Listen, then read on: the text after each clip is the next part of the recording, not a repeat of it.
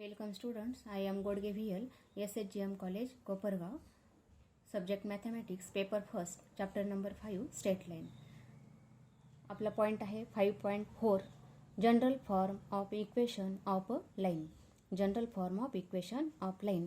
तर आत्तापर्यंत आपले जे इक्वेशन झालेले आहेत ते पहा. Line passing through origin, then equation of line is y equal to mx. Line passing through origin असेल तर लाईनचं इक्वेशन काय मिळतं, y इक्वल टू mx. त्यानंतर टू इंटरसेप्ट फॉर्म म्हणजेच x upon A plus y upon B equal to 1. That is A is X intercept, B is Y intercept. त्यानंतर पुढचं पहा y equal to mx plus c, हे आहे slope intercept form. त्यानंतर y minus y1 equal to m in bracket x minus x1, हा आहे slope intercept form.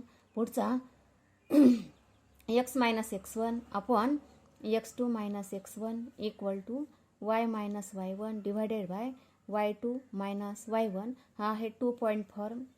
त्यानंतर x cos alpha plus y sine alpha equal to p, हा आहे normal form. तर हे आपण लाईनचे वेगवेगळे फॉर्म्समध्ये इक्वेशन पाहिलेले आहेत. तर आता त्यानंतर आपण एक्झाम्पल पण सॉल्व केले. आता समजा आपण हे जर एक्झाम्पल सॉल्व केलं म्हणजे अशा टाईपमध्ये, तर पहा x इंटरसेप्ट जर 3 असेल, y इंटरसेप्ट जर 2 असेल, तर लाईनचं इक्वेशन काय येतं, ह्या फॉर्ममध्ये येईल. Is the equation of line. आता हे आपण पुढे सॉल्व केलं तर इथं डिनॉमिनेटर किती होईल, 3 multiply two 6, and therefore cross multiplication 2x plus 3y divided by 6 equal to 1, and therefore 2x plus 3y equal to 6, म्हणजेच 2x plus 3y minus 6 equal to 0. अशा फॉर्ममध्ये आपल्याला हे जर इक्वेशन लिहिलं असेल आपण, तर याचं कन्व्हर्शन ह्या फॉर्ममध्ये कन्वर्ट करता येतं. तसंच आपण जर 2 पॉईंट फॉर्मचे इक्वेशन जे पाहिले म्हणजे लाईनचे इक्वेशन आपण फाइंड केलेले आहेत बाय युजिंग 2 पॉईंट फॉर्म, तर ते सुद्धा ह्याच टाईपमध्ये आलेले आहेत. त्यानंतर हे इथे जर पाहिलं y equal to mx plus c, हा आहे स्लोप इंटरसेप्ट फॉर्म, तर हे सुद्धा इक्वेशन ह्याच फॉर्ममध्ये मिळेल. त्यानंतर लाईन पासिंग थ्रू ओरिजिन असेल, आपल्याला इथे स्लोप माहिती असेल, समजा स्लोप माहिती असेल 2, तर काय येईल equation 2x, and therefore 2x minus y equal to 0. म्हणजे हे सेकंड, हे फर्स्ट, अशा टाईपमध्ये. आता पुन्हा कोणता फॉर्म मिळाला आपल्याला, ह्या फॉर्ममध्ये इक्वेशन मिळतं. त्यानंतर हे जे शेवटचं आहे, आता नॉर्मल फॉर्मचं पाहिलं आपण, x plus √3 cos alpha √3y equal to 1 किंवा इक्वल टू 2, ह्या फॉर्ममध्ये जर इक्वेशन असेल तर हे आहे नॉर्मल फॉर्ममध्ये. म्हणजेच x plus √3y minus 2 equal to 0, म्हणजे परत आपल्याला हा फॉर्म मिळाला, म्हणजेच in general form. Therefore general form काय येईल मग, ax plus by plus c equal to 0 is the general form of line. अशा पद्धतीने आपल्याला जनरल फॉर्म आपल्याला मिळतो, जनरल फॉर्म ऑफ लाईन. आता लाईनचं इक्वेशन कोणतं, ax plus by plus c equal to 0. लाईनचं इक्वेशन पहा, लाईनचं इक्वेशन आहे ax plus by plus c equal to 0. आता आपल्याला ह्या लाईनचा स्लोप काढायचा आहे. ह्या लाईनचा स्लोप काढायचा आहे, तर आपल्याला हे जे इक्वेशन आहे, तर y equal to mx plus c ह्या फॉर्ममध्ये आपण कन्वर्ट करू. म्हणजेच काय मिळेल पहा, therefore by equal to minus ax minus c, म्हणजे दोन्ही टर्म आपण पुढे घेतल्या, म्हणजेच काय झालं, प्लसचं मायनस झालं. आता b ने डिवाइड केलं तर काय येईल, by अपॉन b म्हणजेच फक्त y minus a upon b x minus c upon b minus c upon b, ह्या फॉर्ममध्ये कन्वर्ट झालं. आता कम्पॅरिझन केलं कशाबरोबर, y equal to mx plus c ह्या फॉर्ममध्ये कन्वर्ट केलं, कम्पेअर केलं, म्हणजेच हे इक्वेशन आणि हे इक्वेशन दोन्ही आपल्याला सारखे दिसतात. आणि देअरफॉर कम्पॅरिझन केलं तर एक्सचं कोएफिशियंट म्हणजे m आहे, आणि इथे किती आहे, मायनस a अपॉन b, हा आहे स्लोप ऑफ दिस लाईन. आणि देअरफॉर स्लोप इक्वल टू, मग स्लोपचा फॉर्म्युला काय मिळाल पहा, therefore slope of line ax plus by plus c equal to 0 is slope equal to minus a म्हणजे कोएफिशियंट ऑफ x आणि b म्हणजे coefficient of y, therefore minus coefficient of x divided by coefficient of y. Coefficient of Y म्हणजे slope of this line equal to minus coefficient of x म्हणजे ए आणि divided by coefficient of Y म्हणजे बी. हा आपल्याला formula मिळतो. आता आपल्याला काढायचा एक्स इंटरसेप्ट. एक्स इंटरसेप्ट म्हणजेच आता एक्स इंटरसेप्ट याचा अर्थ काय पहा. X intercept of line x intercept याचा अर्थ line passing through x axis. आता हा पॉईंट इथे पहा, आपण त्याला ए नाव देऊया. एचा वाय कोऑर्डिनेट किती असेल 0 असेल आणि इथे काहीतरी व्हॅल्यू असेल म्हणजेच त्याला आपण के नाव देऊया. के इज द एक्स इंटरसेप्ट म्हणजे हा जो पॉईंट आहे हा के असेल तर एचे कोऑर्डिनेट काय मिळतात K0. आता लाईनचं इक्वेशन काय होतं AX plus BY plus C equal to 0 म्हणजेच हा जो पॉईंट आहे हा ह्या लाईनचा काय झाला लोकस पॉईंट. आता आपण इथे एक्सची व्हॅल्यू के टाकूया, वायची व्हॅल्यू 0 म्हणजेच काय येईल AK plus B multiply 0 plus C equal to 0 and therefore AK plus C equal to 0 and therefore AK equal to minus C then K equal to minus C upon A. आता इथे K म्हणजे काय X intercept आहे. X intercept equal to X intercept of line equal to minus C upon A.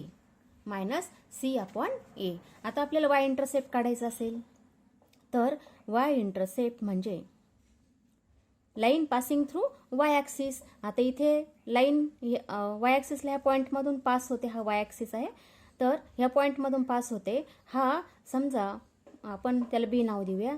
Point x coordinate किती असेल 0 आणि हा काहीतरी पॉईंट असेल याला एच नाव देऊया आपण.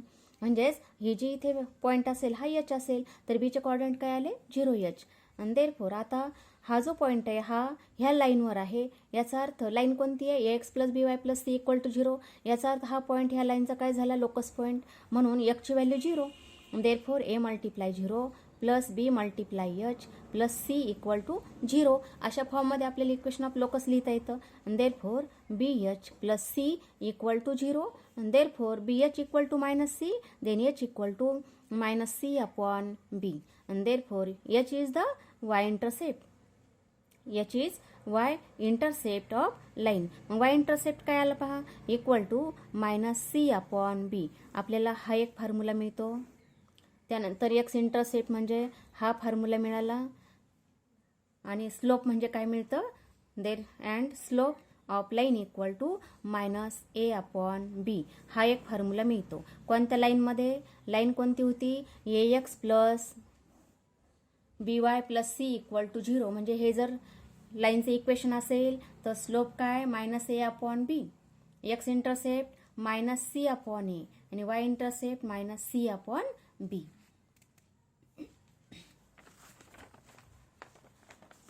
तर यावर आता आपण एक्झाम्पल पाहणार आहोत. तर एक्झाम्पल नंबर फर्स्ट एक्सरसाइज 5.4 यामधलं एक्झाम्पल फर्स्ट पहा. Find example number 1 find slope X intercept and Y intercept of line number first. आता याचं सोल्युशन लाईनचं इक्वेशन काय दिलं आहे आता 2x plus 3y minus 6 equal to 0. आता कंपॅरिझन करूया आपण. Comparing with AX plus BY plus C equal to 0. Comparing with AX plus BY plus C equal to 0. आता कंपॅरिझन केलं तर याची व्हॅल्यू किती 2, B आहे 3, C आहे मायनस 6. अशा पद्धतीने आपण ह्या व्हॅल्यू लिहिलेल्या आहेत. आता आपल्याला काढायचा आहे slope. Therefore slope equal to formula काय होता minus A upon B. That is Aची व्हॅल्यू किती आहे 2 आणि Bची व्हॅल्यू आहे 3 म्हणजेच मायनस 2 अपॉन 3 आपल्याला ह्या लाईनचा स्लोप मिळत आहे. त्यानंतर एक्स इंटरसेप्ट म्हणजेच मायनस C अपॉन A. आता Cची व्हॅल्यू पहा. Cची व्हॅल्यू किती आहे मायनस 6 आहे डिवायडेड बाय Aची व्हॅल्यू 2 आहे म्हणजेच मायनस मायनस प्लस होईल 6 अपॉन 2 म्हणजेच आन्सर आलं 3. Therefore X intercept equal to answer आलं 3. X intercept is 3 and Y intercept equal to minus C upon B that is equal to minus C ची value किती आहे -6 divided by बी ची value आहे 3 that is equal to minus minus plus म्हणजे 6/3 answer किती येतं 2.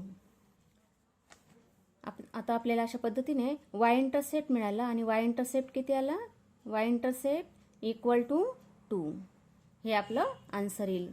X intercept 3 and Y intercept 2 आणि slope किती आला -2/3.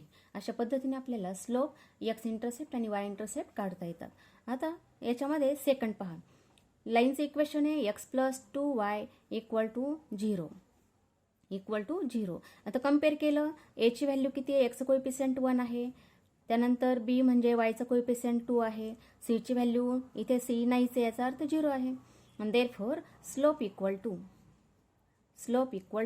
-a/b that is equal to -1/2 म्हणजे हा झाला ह्या लाईनचा स्लोप. आता x इंटरसेप्ट म्हणजे -c/a that is equal to c नाही आहे म्हणजे किती आहे तो 0 आहे डिवायडेड बाय a म्हणजे 1 दॅट इज इक्वल टू 0. आता y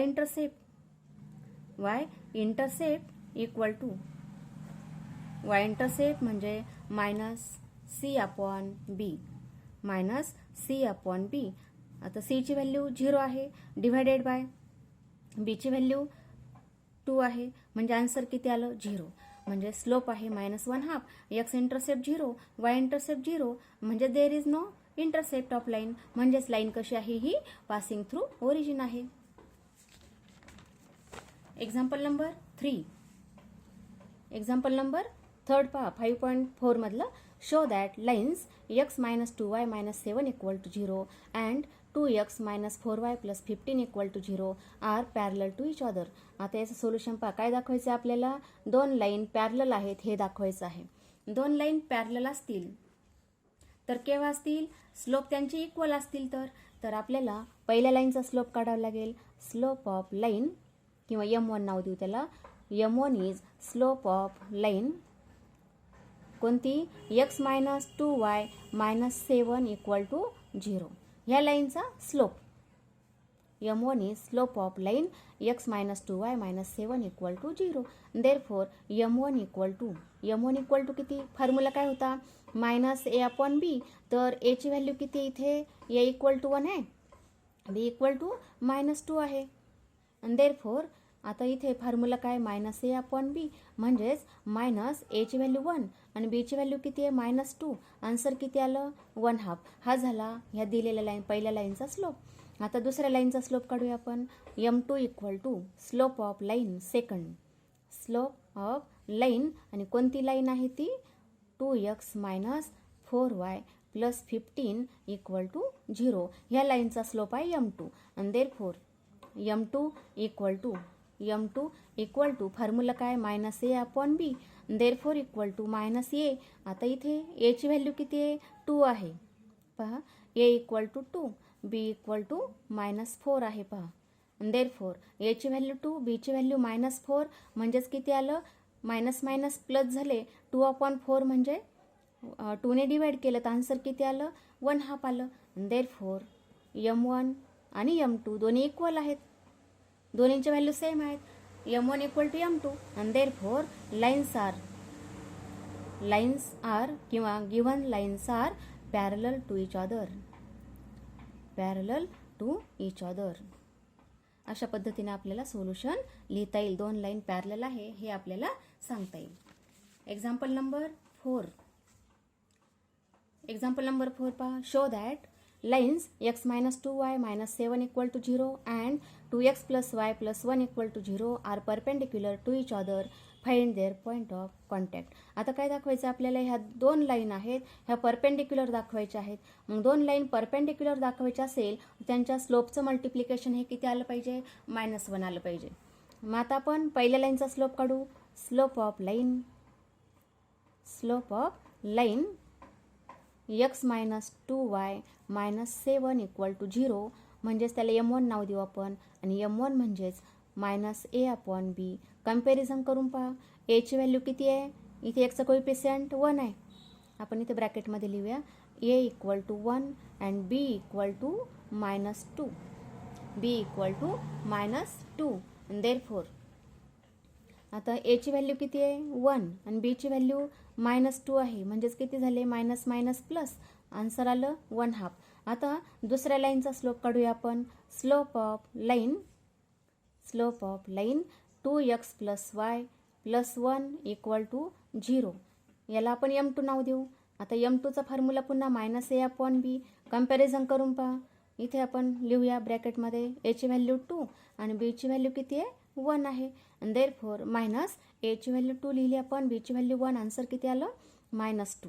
आणि देअरफॉर आता m1 × m2 याची व्हॅल्यू काढूया आपण इक्वल टू m1 ची व्हॅल्यू आली आहे 1/2 आणि m2 आहे -2. मग मल्टिप्लिकेशन किती येते याचं 2 2 कॅन्सल होईल, आन्सर आलं -1. मग m1 m2 equal to -1. Therefore m1 × m2 equal to -1. आणि देअरफॉर मग ही कंडिशन सॅटिस्फाय झाली तर काय म्हणणार, therefore given lines are perpendicular to each other.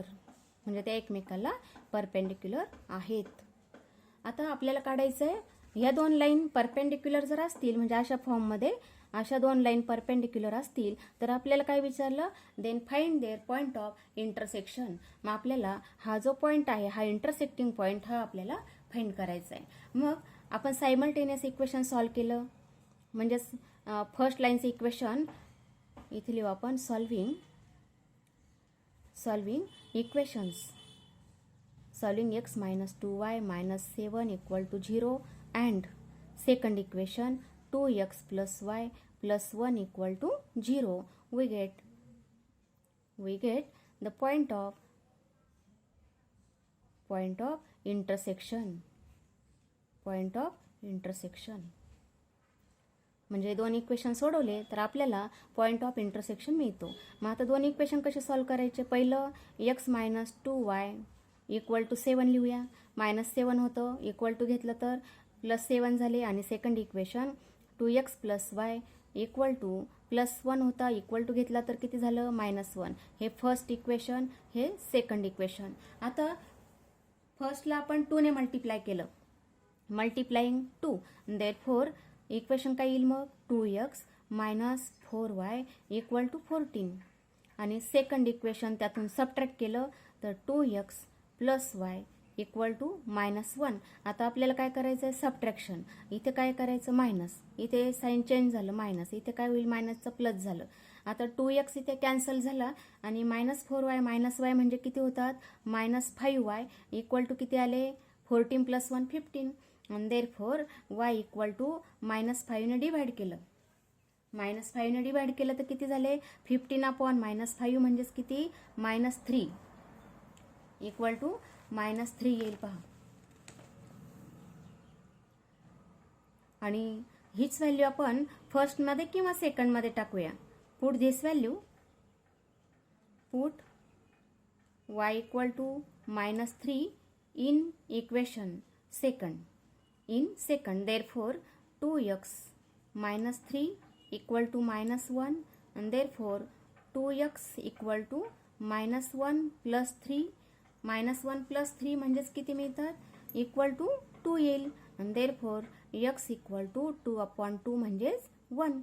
and therefore point of intersection, therefore 1 - 3 is point of intersection. अशा पद्धतीने आपल्याला इंटरसेक्टिंग पॉइंट मिळतो. त्यानंतर आपण पुढचा पॉइंट पाहणार आहोत. पुढचा पॉइंट आहे कॉन्क्रंट लाईन्स. पुढचा पॉइंट पहा कॉन्क्रंट लाईन्स. आता कॉन्क्रंट लाईन्स म्हणजे आपण आता पाहिलं इंटरसेक्टिंग लाईन्स. इंटरसेक्टिंग लाईन आपण कोणत्या फॉर्मने सोडवलं आता आपण पाहिलं. सायमल्टेनियस इक्वेशन आपण 2 सॉल्व्ह केले तर आपल्याला इंटरसेक्टिंग पॉईंट मिळतो. म्हणजे दोन लाईन जर एकमेकाला ज्या पॉईंटला टच होतात त्याला काय म्हटलं जातं इंटरसेक्टिंग पॉईंट. तसं आता कॉन्क्रंट लाईन्स, कॉन्क्रंट म्हणजे 3 दोनपेक्षा एक जास्त म्हणजे 3 लाईन जर एका पॉईंटमधून पास होत असतील तर त्याला म्हटलं जातं कॉन्करंट लाईन्स. म्हणजेच डेफिनेशन पहा, 3 distinct lines are said to be concurrent if they have a point in common. म्हणजे ह्या 3 लाईन आपण ड्रॉ केलेल्या आहेत, ही फर्स्ट, सेकंड आणि थर्ड. म्हणजेच 3 लाईन जर एका पॉईंटमधून जात असतील तर त्याला म्हणायचं कॉन्करंट लाईन्स. मग हा जो पॉईंट आहे, ज्या पॉईंटमधून त्या 3 लाईन पास होतात त्या पॉईंटला काय म्हटलं जातं, कॉन्करन्स पॉईंट. म्हणजे P is the concurrence point. मग अशा पद्धतीने आपल्याला वेगवेगळ्या फॉर्ममध्ये कॉन्करन्स पॉईंट आपण पाहत आहोत. तर पहिला पॉईंट पहा, number first, centroid of a triangle. Centroid of a triangle मग म्हणजे सेंट्रॉइड केव्हा मिळतो पहा, medians of triangle are concurrent. Medians of a triangle are concurrent, then concurrence point is called centroid of triangle. Is called centroid of triangle. आता इथे आपण हा triangle draw केलेला आहे ABC.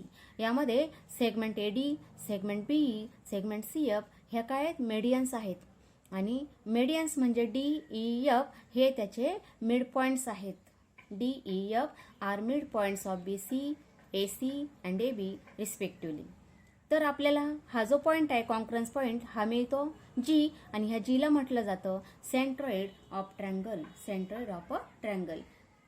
आता पुढचा पॉईंट पहा, नंबर सेकंड, कॉन्करन्स पॉईंट पुढचा, ortho centre of a triangle. आपण याच्यावर एक्सरसाइज 5.3 मध्ये एक्झाम्पल सॉल्व्ह केलेला आहे पहा. Orthocentre of a triangle. मग ऑर्थो सेंटर केव्हा म्हणतात, altitude of a triangle are concurrent, then concurrence point is called orthocentre of triangle. काय म्हटलंय, altitude of a triangle are concurrent. म्हणजेच आपण ह्या डायग्राममध्ये AD, BE आणि CF हे अल्टिट्यूड ड्रॉ केलेले आहेत. अल्टिट्यूड म्हणजे शिरोलंब. म्हणजे हे जे व्हर्टायसेस आहेत ABC या व्हर्टेक्समधून आपण साईडवर परपेंडिक्युलर टाकलेला आहे. व्हर्टेक्समधून साईडवर परपेंडिक्युलर टाकलेला आहे आणि म्हणून असे AD, BE आणि CF हे काय झाले, अल्टिट्यूड. याचा अर्थ AD perpendicular to BC, AD perpendicular to BC, BE perpendicular to AC आणि CF परपेंडिक्युलर टू AB. आणि हा जो कॉन्करन्स पॉईंट आहे याला म्हटलं जातं ऑर्थो सेंटर. हा आहे ऑर्थो सेंटर. मग आपण एक्झाम्पलमध्ये पाहिलेलं होतं, आपण काय केलं, BCचा स्लोप काढला आणि 2 लाईन परपेंडिक्युलर आहेत म्हणजे AD आणि BC परपेंडिक्युलर आहेत म्हणून आपण काय केलं, BCचा स्लोप काढला, त्यावरून ADचा स्लोप काढला आणि line AD passing through point A, आपल्याला हा व्हर्टेक्स माहित होता, line passing through point A आणि हॅव्हिंग स्लोप ऑफ म्हणजे स्लोप ऑफ AD, त्याच्यावरून आपण लाईनचे इक्वेशन स्लोप पॉईंट फॉर्म वापरून आपण इक्वेशन फाइंड केलेलं होतं. तर असे आपण 2 इक्वेशन जर फाइंड केले, AD आणि BE 2 इक्वेशन फाइंड केले आपण, कोणतेही तुम्ही फाइंड करा, AD BE काढा किंवा BE CF काढा, कोणत्याही 2 अल्टिट्यूडचे इक्वेशन फाइंड करा आणि 2 इक्वेशन आपण सायमल्टेनियस सॉल्व्ह केले तर आपल्याला ऑर्थो सेंटर मिळतो. आता पुढचा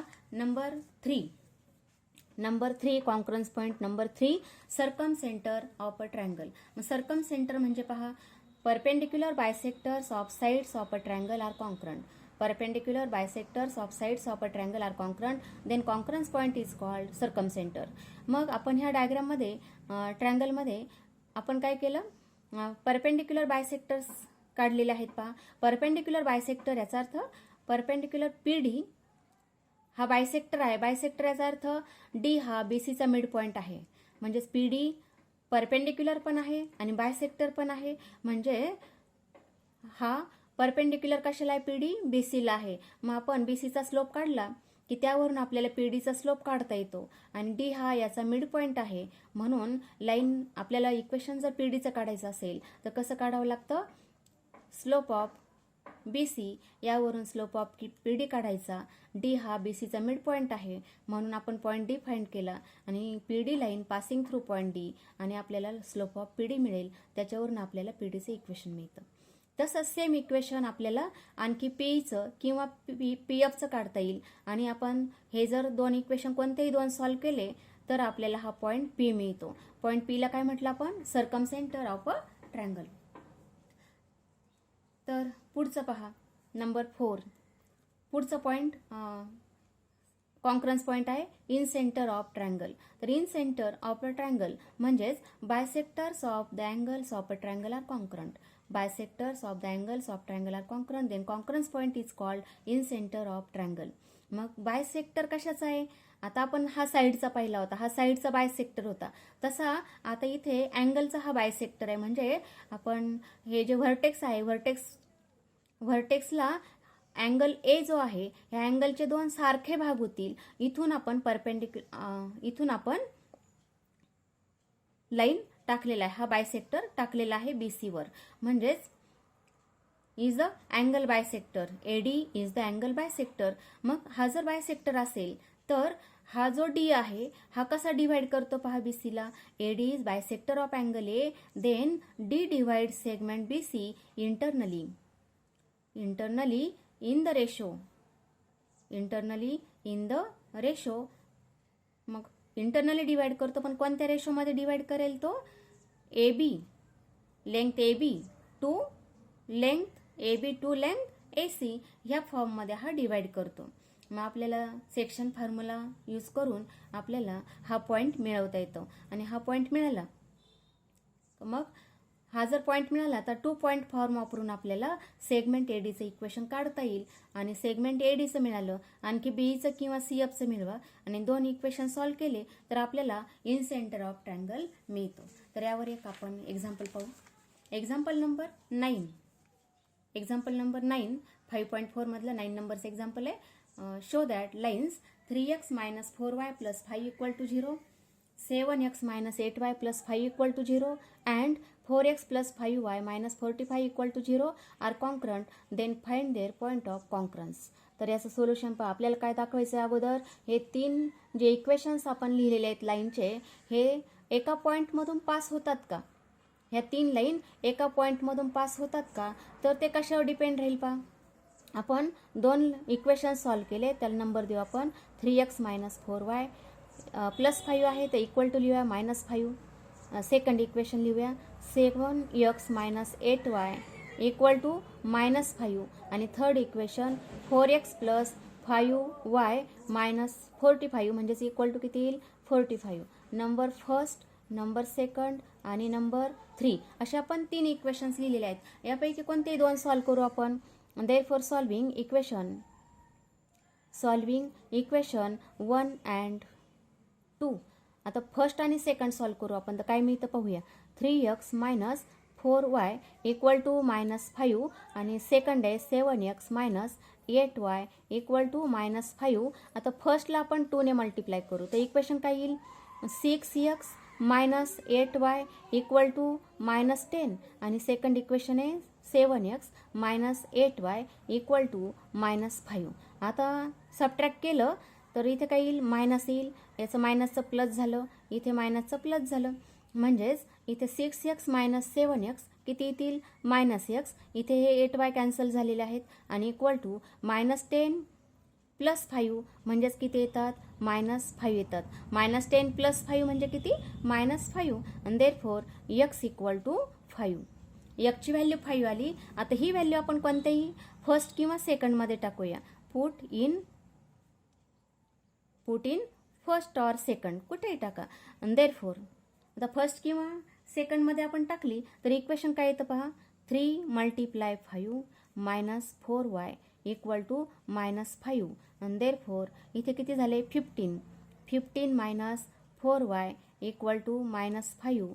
आणि देअरफॉर -4y = -5 - 15 म्हणजेच किती झाले? -20. आणि देअरफॉर y = -20 डिवायडेड बाय -4 म्हणजेच आन्सर आलं 5. Therefore point of intersection of line first and second. Point of intersection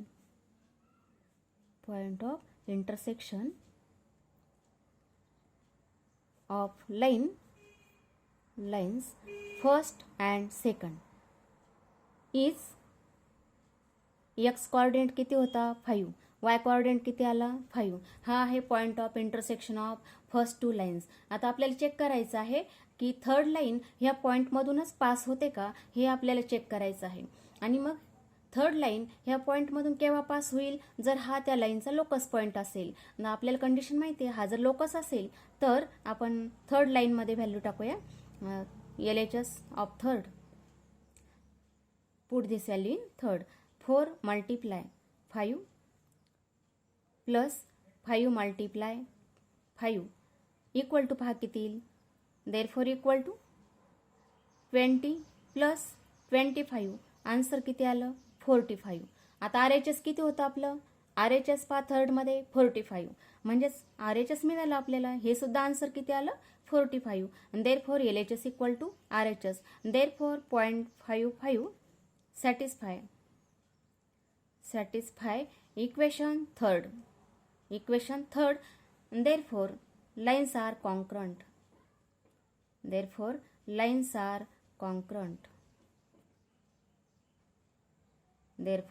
3 lines are congruent. आता आपल्याला काय विचारलं, फाइंड देअर पॉइंट ऑफ कॉन्क्रन्स. तर पॉइंट ऑफ कॉन्क्रन्स कोणता, मग तिन्ही पण लाईन ह्याच पॉईंटमधून जातात. म्हणजेच काय म्हणता येईल, लाईन जर कॉन्क्रंट असतील तर 5 हा पॉईंट काय मिळाला, इज पॉइंट ऑफ कॉन्क्रन्स. तिन्ही पण लाईन, म्हणजेच ही आपण फर्स्ट लाईन काढूया. ही फर्स्ट लाईन L1 याला म्हणू, ही लाईन सेकंड. या दोन्ही लाईन चा आपण काय केलं, ही फर्स्ट लाईन आणि ही सेकंड लाईन, याला म्हटलं फर्स्ट, याला म्हटलं सेकंड, दोन्ही सॉल्व केले तर हा पॉईंट मिळतो आपल्याला 5. आता आपण काय केलं, थर्ड लाईन ह्या पॉईंटमधून पास होते का हे चेक केलं. मग आता हा पॉईंट ह्या लाईनमधून पास होत असेल तर हा काय झाला, त्या लाईनचा लोकस पॉईंट. आणि लोकस चेक करायचं असेल तर आपण काय केलं, Xची व्हॅल्यू 5 टाकली थर्डमध्ये, Yची व्हॅल्यू 5 टाकली थर्डमध्येच, म्हणजे किती आलं, LHS मध्ये किती आलं आन्सर, 45. आणि थर्डमध्ये RHS काय होतं, 45 होतं. देअरफॉर LHS इक्वल टू आला RHS. देअरफॉर पॉईंट हा जो होता 5 सॅटिस्फाय थर्ड इक्वेशन, म्हणजे थर्ड लाईन सुद्धा ह्या पॉईंटमधून पास होत आहे. थर्ड लाईन ह्याच पॉईंटमधून पास होते, म्हणजेच काय म्हटलं, therefore lines are concurrent. Lines first, second and third. आता ही line third, 3 lines are concurrent and their point of concurrence is 5. अशा पद्धतीने आपल्याला आन्सर लिहिता येतं.